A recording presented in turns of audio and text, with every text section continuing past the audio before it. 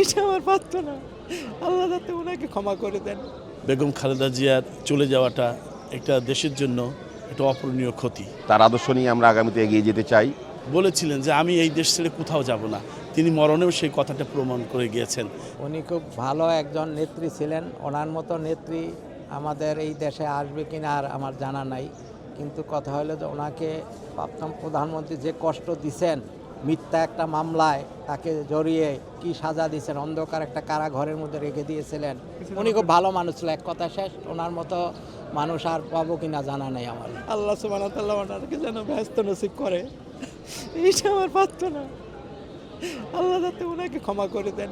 বেগম খালেদা জিয়ার চলে যাওয়াটা একটা দেশের জন্য একটা অপূরণীয় ক্ষতি। তিনি সারাটা জীবন আপসীনভাবে দেশপ্রেমিকের ন্যায় দেশটাকে ভালোবেসে গেছেন। এই দেশ ভালোবাসার ক্ষেত্রে তিনি ছিলেন আপসীন।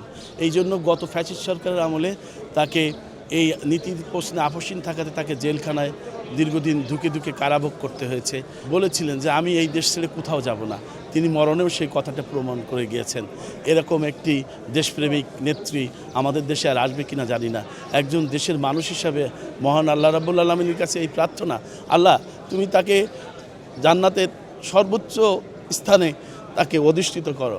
টিভির সামনে বসে আছি, কখন এখানে আসব, তার কবর আমি জিয়ারত করব। হঠাৎ করে এইমাত্র টিভি খোলার পরে দেখি কি যে না, জনগণের জন্য দরজা খুলে দিয়েছে। তাই আমি তাড়াতাড়ি ছুটে আসছি।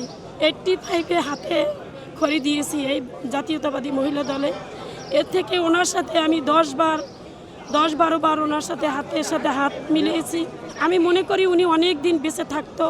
এই স্বৈরাচারী শেখ হাসিনা, খুনি হাসিনা ওনাকে মিথ্যা মামলা দিয়ে তার জীবনকে ঝাঁঝরা করে ফেলছে।